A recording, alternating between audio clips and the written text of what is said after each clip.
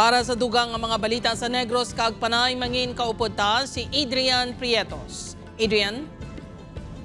Madamo nga salamat, Jert, mga kapuso sa Negros Occidental naman. Pila ka mga residente sa Bago City nagakabalaka sa mga litik nga nakita sa slow protection sa hanging bridge sa lugar. City Engineer's Office ang magapatigayon sa inspeksyon. Nakatutok kay Irene Pedreso.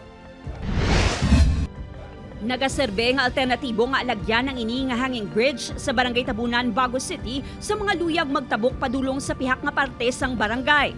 Kung mag-ulan, diri man nagalabay ang mga nagamotorsiklo, ilabi na kung mag-awas ang tubig sa sapa sa lugar. Apang sang damlag lang, nakitaan sa mga residente nga may mga litik sa pila kabayin sang slope protection sang Taytay. Nervyos ko yung maglabay sina dire. Kasami na din daan mga kabataan damo na di halampang mo. Di karon kon kag magbigay ang Taytay. Kabalaka man kay may estudyante daan kag adlaw-adlaw. Galing wala ta mahimo kaya ano na. Wala ta ibang choice kung magsugat sa estudyante, wala ibang agyan. Sunod sa punong barangay, November 2024, ginumpisahan ang konstruksyon ng proyekto nga may pondo nga masobra 4.5 million pesos sa idalom sang LGU. Sa sininga June 2025 lang nahuman ang proyekto. Ako mismo, pagka sa mo ito mga day, nagkadun ako kay Engineer Gaspan.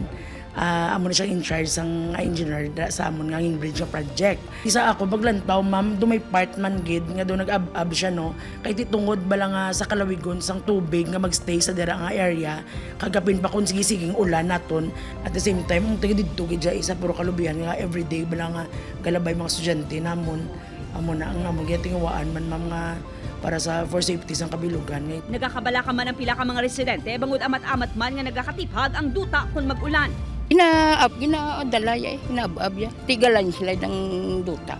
Diba si malabot nga mo na balay pagid Di madungangan gini Magsige nga baskog sang tubig. Sunod sa Bago City Engineer's Office, makabig nga minor ang mga litik na nakita sa slope protection. Hindi sa structurally integral sa aton nga ng structure.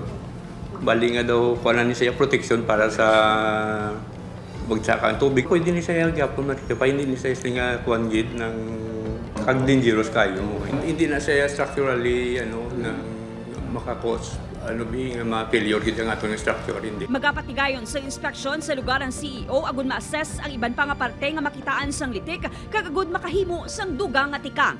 Upod kay Reynald Castillo, Irene Pedreso. 1 Western Visayas.